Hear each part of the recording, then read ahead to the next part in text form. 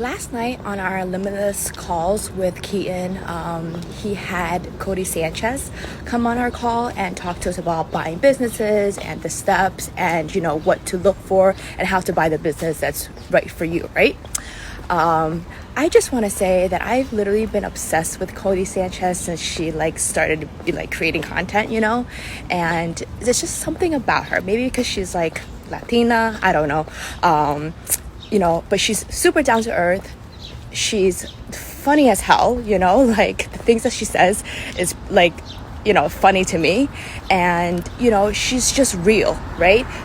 She wants more Americans to be free from the government and to be free of the rat race, right? And that's just definitely up my alley. And she's basically trying to fight for justice, and she's basically trying to provide information and structure for all Americans to be able to own their own business and not have to rely on the government, right? That is 100% what I where I'm heading and what I'm trying to do, right? She has a new book. She has a book coming out in, I believe, December 1st.